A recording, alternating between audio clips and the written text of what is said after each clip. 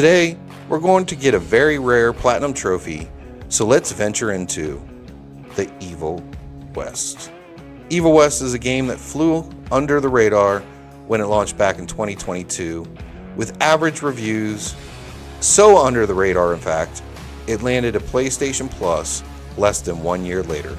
This game throws you into tight arenas, unleashes waves of grotesque enemies, and lets you go full cowboy berserker.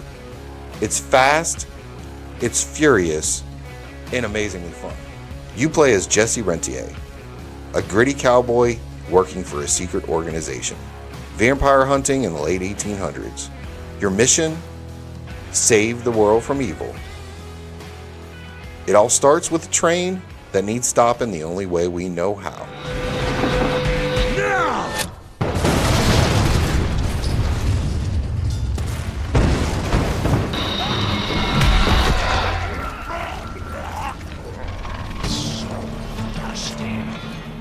You're thrown into the combat with leech-like monsters. We're smashing skulls with your electrified gauntlet. Hell, even the mini-bosses don't stand much of a chance. After wrecking shop, we meet Chester, our comic relief vampire. And with just a little bit of persuasion, he agrees to help us and takes us to his hometown, where we find that the locals are actually pretty welcoming.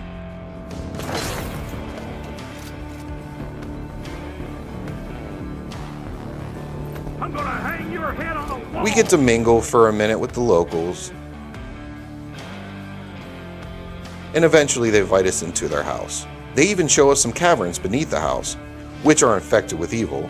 We are obviously obliged to help.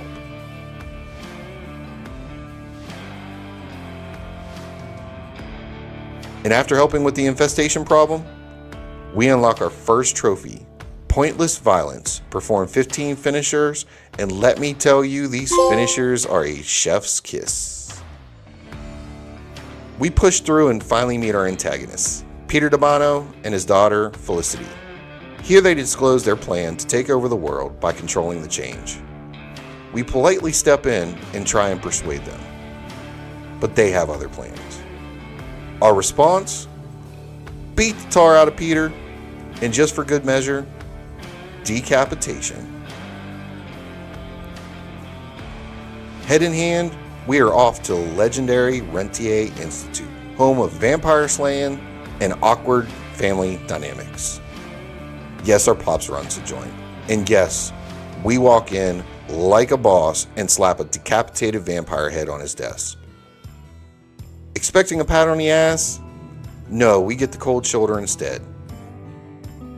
Pops is too busy prepping his PowerPoint for the board. No applause, no attaboy, just continued disappointment. So we storm out, crash the presentation, and in true 90s action movie fashion, just as Pops reveals how to outsmart the vampires, well, I'll let you watch. When triggered, the zapper sends out an electrical impulse that shatters any nearby Sanguis glamours forthwith. For this gauntlet, there is no way our enemy can surprise us.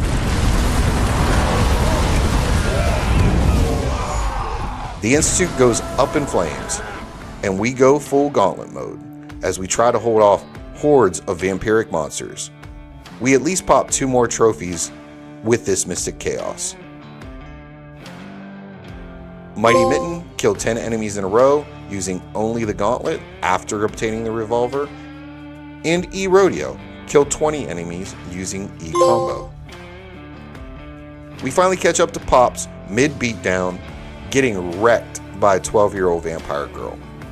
We jump in, get wrecked too, and just before she finishes us off, boom! The building explodes, and we escape with seconds to spare. Now that we're fleeing on horseback, we realize our 2 Mustang carriage won't get us far enough. We stop, obviously at the worst possible place, but it is good for gameplay purposes. We are finally introduced to the double-barreled shotgun, so let's make it sing. Then it happens.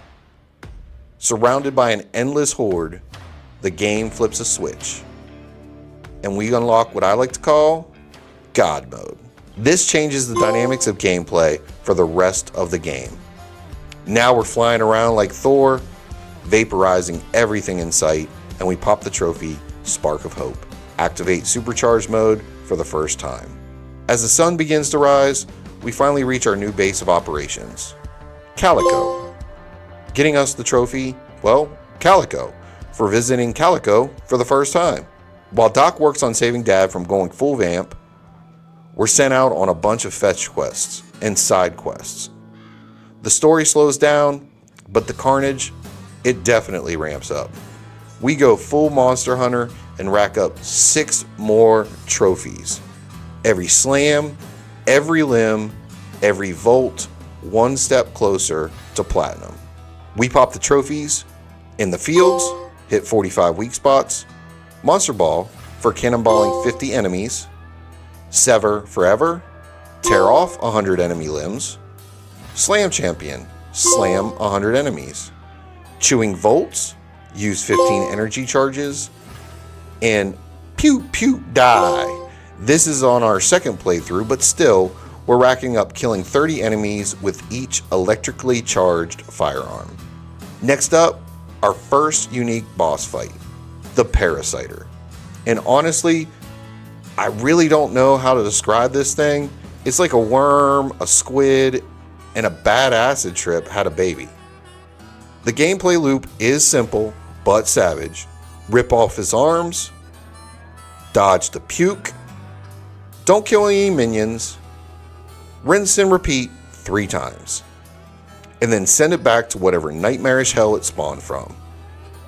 This pops 3 more trophies, Ticks and Leeches, and Minor Deity for beating the Parasiter and on the hardest difficulty, and Bio-Friendly. Beat the Parasiter without killing any of its minions.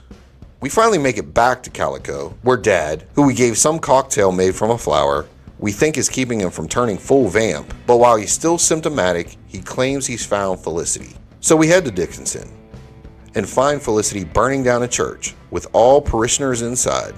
Yeah, she's really leaning into this villain arc.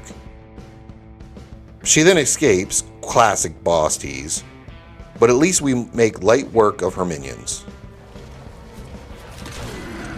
We catch back up with her before she leaves town. Felicity goes full teenage girl tyrant, and after letting her rant, she unleashes our second main boss, the Bruch. This thing is pure nightmarish fuel, so we channel the wrath of God and dismember it like we're sending a message. This unlocks 3 more trophies, Adapt or Die, and Weren't You Listening for beating the Bruch and beating it on the hardest difficulty, along with Bleed You Out, defeat the Bruch without letting it heal. 3 more trophies, 1 mutilated monster, and a whole lot of righteous fury. However, during our celebration, Felicity steps in and knocks her ass out, and she gets away again. Meanwhile, back in Calico, Edgar's pissed because he thinks we're dead. So he storms off like a drama queen on a revenge trip.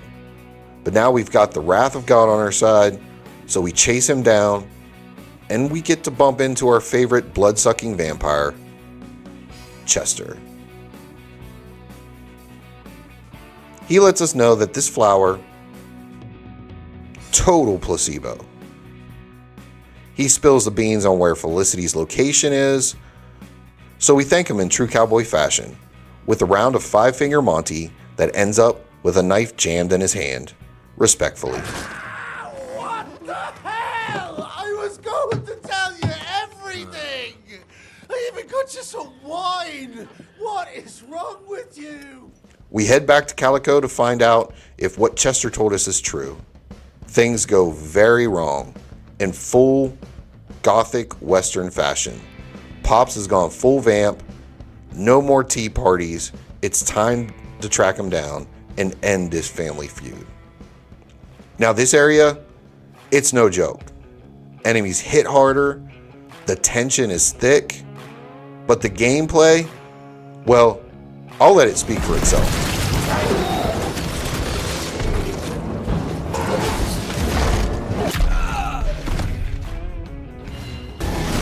After making it through hordes of difficult monsters, insane mini-boss grudge matches, we're here to finish what we started.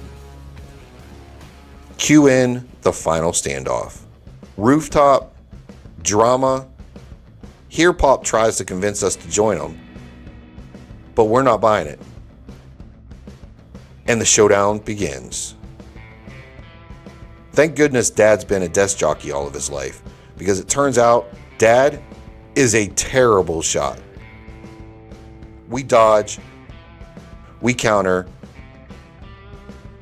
we rip him apart like a bad contract, unlocking 3 more trophies. Drop of blood, and then you died for beating Dad and beating him on the hardest difficulty.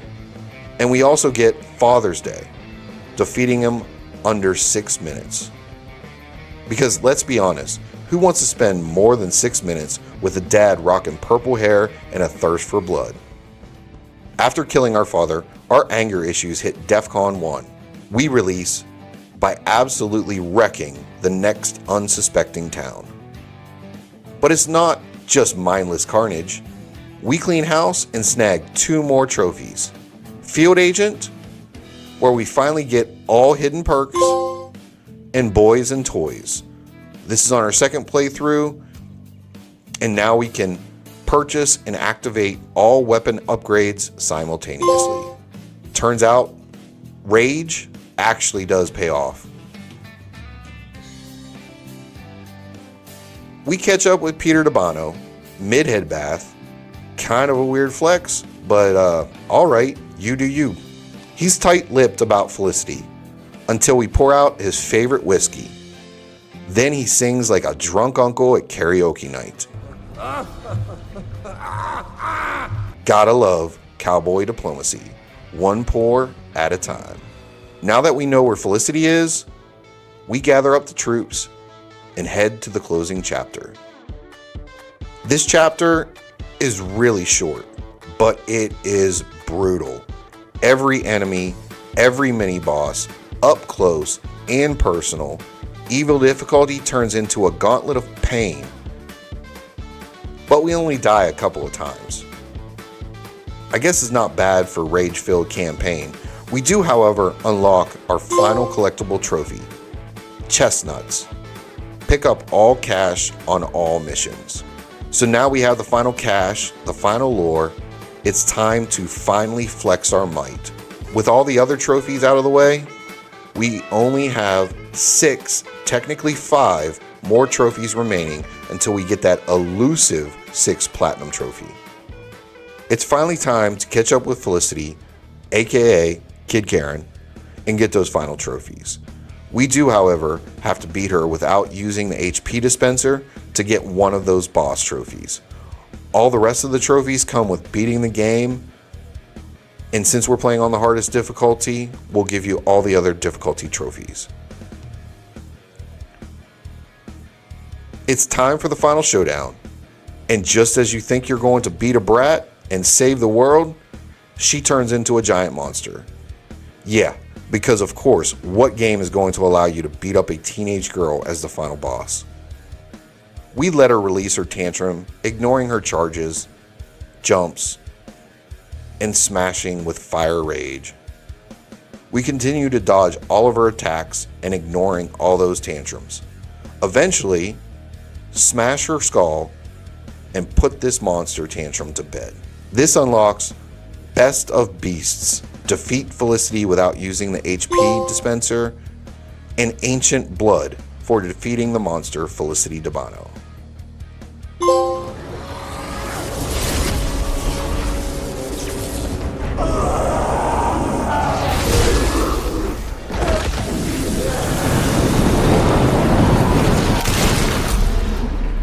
Now, after all that bloodshed, we reunite with all of our crew. And we even get thanked by the president himself for all of our crimes. Because in the evil West, justice wears a cowboy hat. I hope you enjoyed this story of 80s, 90s type spaghetti western with tons of action. It was high intensity, brutal gameplay, and I absolutely had a ball. So let those final trophies pop. The stage is finally set. We get the elusive platinum trophy, Sanguis Aeternus. I hope you all enjoyed this aggression-laced journey. If you did, smash that like button, drop a comment, subscribe, and I hope to see you in the next vid.